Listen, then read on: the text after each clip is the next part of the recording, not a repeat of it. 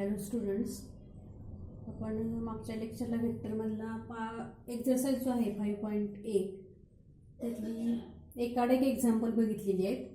1, 3, 5, 7, 9 आणि 11 पर्यंत. आता त्याच्या पुढचं जे एक्झाम्पल आहे, एक्झाम्पल नंबर 13 बघा. आर द 4 पॉईंट्स, 4 पॉईंट तुम्हाला दिलेले आहेत ए, बी, सी आणि डी. तर हे 4 पॉईंट जे आहेत ते काय दाखवायचे आहेत आपल्याला? कोप्लेनार दाखवायचे आहेत. आता 4 पॉईंट आपण कोप्लेनार दाखवायचे आहेत. तर कोप्लेनारसाठी आपल्याला 3 वेक्टर पाहिजेत. मग काय करायचं? ह्या 4 पॉईंट मधून 3 वेक्टर तयार करायचे आणि मग कोप्लेनार आहेत का नाहीत हे ओळखण्यासाठी काय दाखवायचं? त्यातलं एक वेक्टर हा उरलेल्या 2 वेक्टरचं लिनियर कॉम्बिनेशन आहे का? एक वेक्टर हा उरलेल्या 2 वेक्टरचं लिनियर कॉम्बिनेशन असेल तर हे 4 पॉईंट काय असतील? कोप्लेनार. आणि एक वेक्टर हा उरलेल्या 2 वेक्टरचं लिनियर कॉम्बिनेशन नसेल तर हे 4 पॉईंट काय असतील? Non coplanar. आता आपल्याला हे चेक करायचंय. आता आपल्याला 4 पॉईंट दिलेले आहेत. मग सोल्युशन मध्ये तुम्ही काय करायचंय तर 4ही पॉईंट लिहून घ्यायचे. A B given, A is equal to B is equal to C is equal to D is equal to. परत प्रत्येकाचा पोझिशन वेक्टर लिहायचा आहे. ए चा position vector A bar, I bar minus J bar plus K bar. B चा position vector B bar is equal to minus I bar plus J bar plus K bar. C चा position vector C bar is equal to I bar plus J bar plus K bar. आणि D चा position vector D bar is equal to 2 bar minus 3 bar plus 4 K bar. आता 4 vector मधून 4 point आहेत, त्याचे position vector आपण लिहिले. त्यातनं 3 vector तयार करा. 3 वेक्टर तयार करताना तुम्हाला एक पॉइंट जो आहे तो कॉमन ठेवायचा आहे. आणि जर तो तुम्ही कॉमन ठेवला नाही तर इथून पुढचं तुमचं एक्झाम्पल कोणी बघणार नाही. एक पॉइंट हा कॉमन पाहिजे. आता ए बी तयार करा. पहिला ए बी बार, परत ए सी बार आणि तिसरा वेक्टर ए बी बार.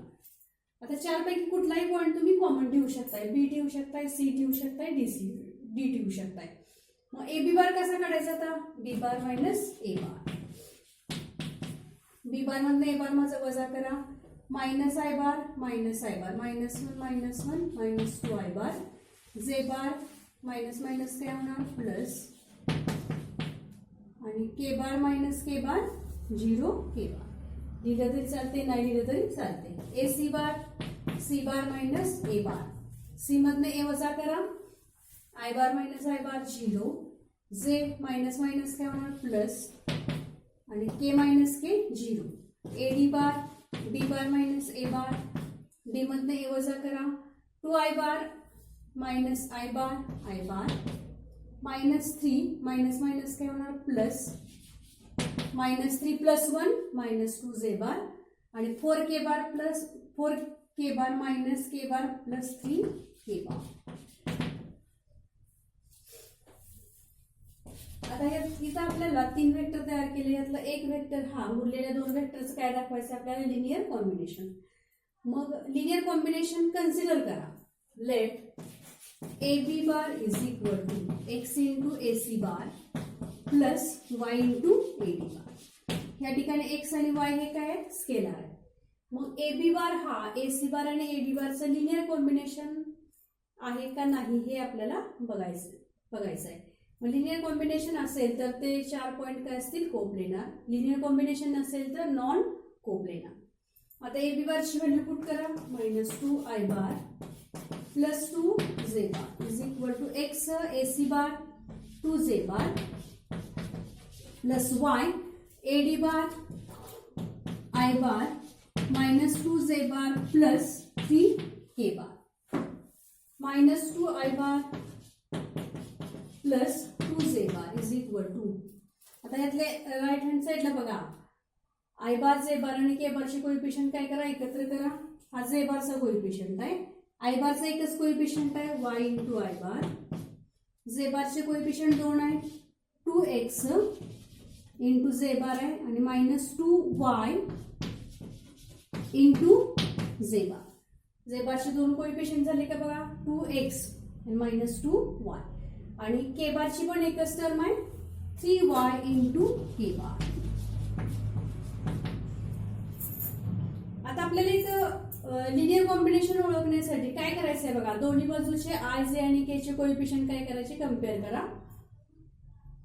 मग आय जे आणि के चे कोएफिशिएंट कम्पेअर केले की तुम्हाला एक्स आणि वाय मधली 3 इक्वेशन मिळतील. त्यातली 2 सोडवायची आहेत तुम्ही. 2 सोडून कशाची व्हॅल्यू काढायची, एक्स आणि वाय ची. आणि त्या एक्स आणि वाय च्या व्हॅल्यूने तिसरं इक्वेशन काय केलं पाहिजे, सॅटिस्फाय केलं पाहिजे. सॅटिस्फाय झालं तिसरं इक्वेशन तर दिलेले पॉइंट काय असतील, कोप्लेनार, अदरवाइज नॉन कोप्लेनार. आता दोन्ही बाजूचे कोएफिशिएंट आपण कम्पेअर केले. आय बारचा कोएफिशिएंट बघा, आय बारचे कोएफिशिएंट म्हणजे -2 is equal to y. J बारचे coefficient 2 is equal to right hand side बघा, जे बारचा coefficient 2x - 2y. Left hand side K bar नाही म्हणजे त्याचा कोएफिशिएंट जो आहे तो किती आला, 0 आला. इथे के बारची टर्म ऍबसेंट आहे म्हणजे त्याचा कोएफिशिएंट किती आला, 0 इज इक्वल टू 3y. म्हणजे इथं बघा y ची व्हॅल्यू किती आली, 0 आली आणि इथं y ची जी व्हॅल्यू आहे ती किती आहे, -2. आता या ठिकाणी बघा x आणि y हे स्केलर आहेत, त्याची जी व्हॅल्यू आहे ती कशी पाहिजे, युनिक पाहिजे. These are unique scalars. आता इथं एक y ची व्हॅल्यू किती आली, -2 आणि एक y ची व्हॅल्यू किती आली, 0.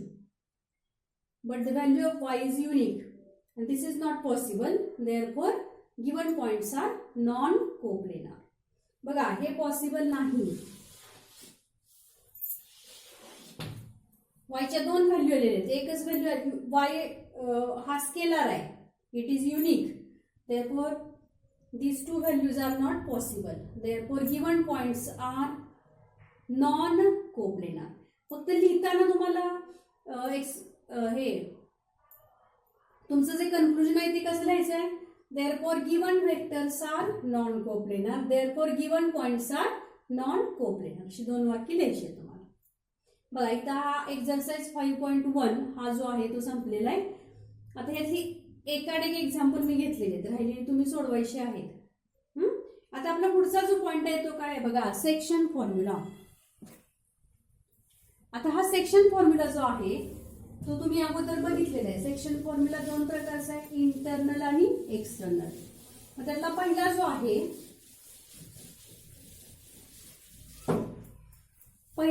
तो बघा section formula for internal division. आता इथं ह्याचा हा थेरम आहे. हा थेरम आपल्याला प्रूव्ह करायचा आहे.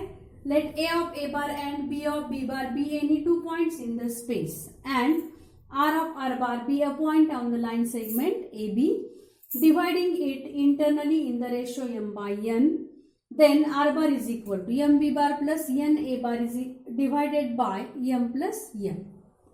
आता इथं बघा हा सेगमेंट AB आहे.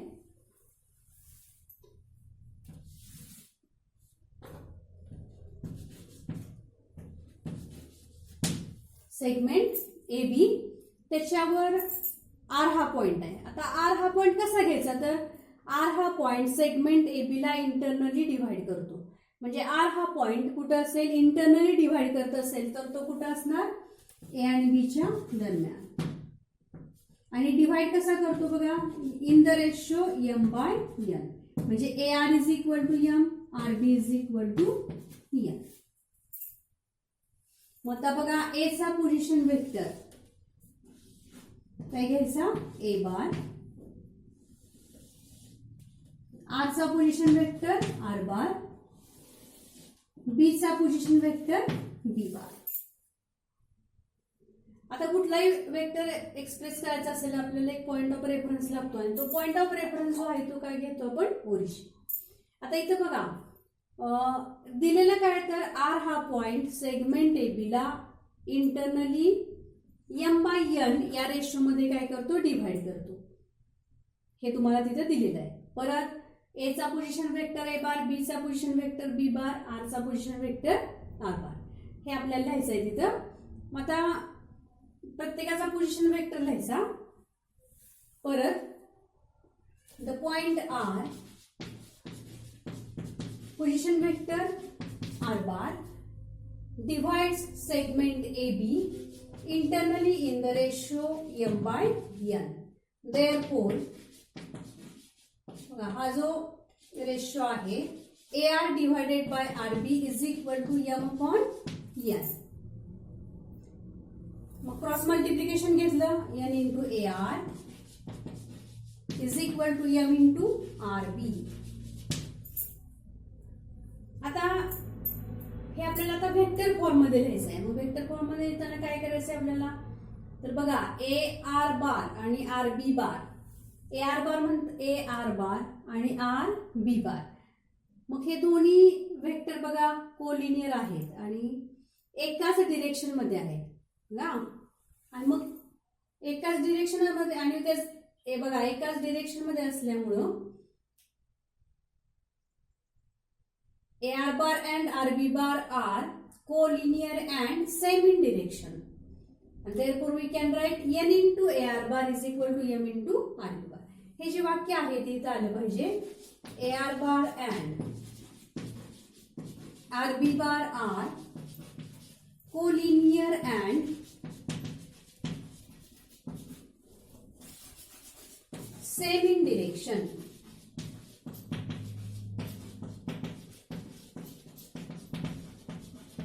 बघा हे वाक्य महत्वाचं आहे. देअरफोर हे वाक्य जर तुमचं नसेल तर तुमचा एक मार्क इथं कमी होईल. आणि हे जे एक्सप्रेशन आहे ते आपल्याला वेक्टर फॉर्म मध्ये घ्यायचं आहे. N into AR bar is equal to M into RB bar. N into AR bar ते मागच्या अगोदरचे 2-3 लेक्चर आहे त्याच्यामध्ये बघितलेले आपण. How to write AR bar, R चा पोझिशन वेक्टर वजा A चा position vector. OR bar minus OA bar is equal to M. RB bar B चा position vector OB bar minus OR bar. Therefore N OR bar R चा position vector R bar minus A bar is equal to M into B bar minus R bar.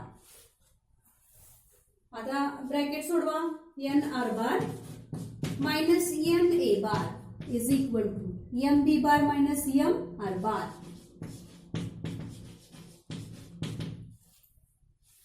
आता R बारच्या ज्या term आहेत एका बाजूला घ्या. N R bar ही plus आहे ही मायनस आहे. M R bar plus N R bar is equal to M B bar आणि हा N minus N A bar आहे तो राईटला घ्या प्लस N A bar. आता याचा R bar कॉमन आला. R bar कॉमन काढल्यानंतर ब्रॅकेट मध्ये काय राहिलं बघा M plus N. Therefore R bar common in bracket M plus N is equal to M B bar plus N A bar.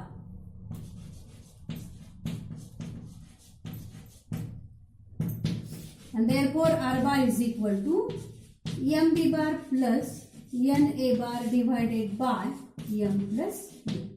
And which is required internal section formula. आता याचप्रमाणे बघा दुसरा जो फॉर्म्युला आहे तो कोणता आहे, एक्सटर्नल सेक्शन फॉर्म्युला. त्याच्यामध्ये काय बदल होतोय बघा.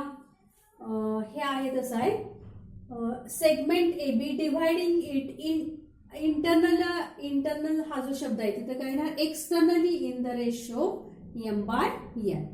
बघा थेरम नंबर 6.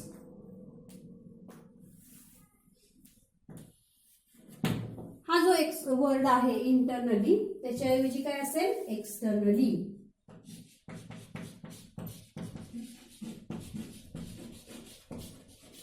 आता हा जर एक्सटर्नली डिव्हाइड करत असेल तर तुमचं हे जे साइन आहे ते काही मायनस येईल. आता डायग्राम मध्ये काय बदल होणार बघा. आर हा पॉइंट सेगमेंट ए बी ला एक्सटर्नली डिव्हाइड करतो. R divides A B externally in the ratio M by N. मग एक्सटर्नली डिवाइड करत असेल तर आर हा पॉइंट कुठं असणार outside the segment A B.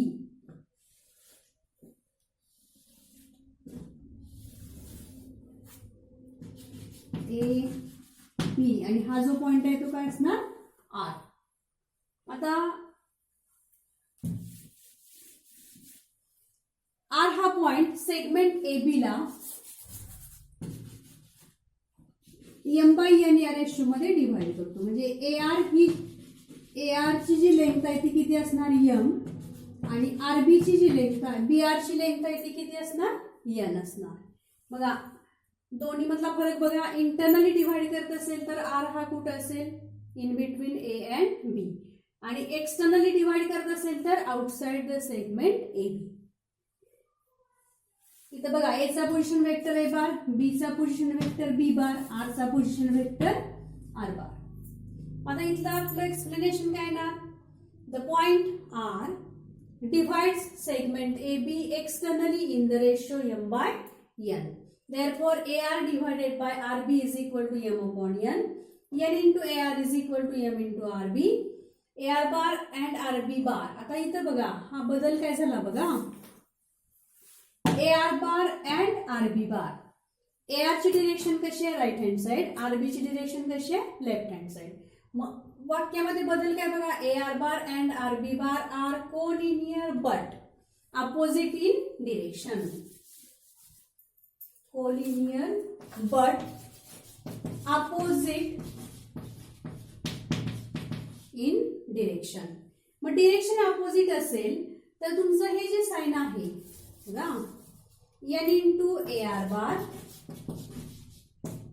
Direction opposite झाल्यामुळे हे साइन इथलं एक साइन कुठलंही काय घेऊ शकताय तुम्ही मायनस. मायनस साइन का आलं बघा, तर डिरेक्शन काय झाली अपोजिट आहे तेव्हा काय आलं मायनस साइन आलं. आता मायनस साइन आल्यामुळं व्हॅल्यू पुट करा n into AR bar, R चा position vector OR bar minus OA bar is equal to minus m OB bar minus OR bar, n into R bar minus A bar is equal to minus m B bar minus R bar. m आणि n bracket मध्ये multiply करा, n R bar minus n A bar is equal to minus m B bar minus minus काय झाला plus m R बार. यात काय करा आता R बारच्या टर्म एका बाजूला आणि राहिलेल्या टर्म एका बाजूला घेऊ शकताय. आता R बारची टर्म बघा m R बार, n R बार राईटला गेल्यानंतर प्लस आहे ती काय होणार मायनस, ही टर्म लेफ्टला घ्या मायनस आहे ती काय झाली प्लस m B बार आणि हे ऑलरेडी मायनस आहे मायनस n A. आणि यातनं आता बघा R बार कॉमन घेतल्यानंतर ब्रॅकेट मध्ये काय राहणार m minus n.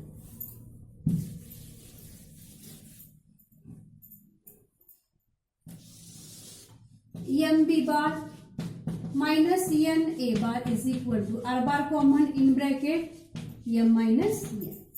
Therefore, m B bar minus n A bar divided by m minus n is equal to R bar. And which is required external section formula. दोन्हीतला फरक लक्षात आला का बघा, internal section formula आणि external.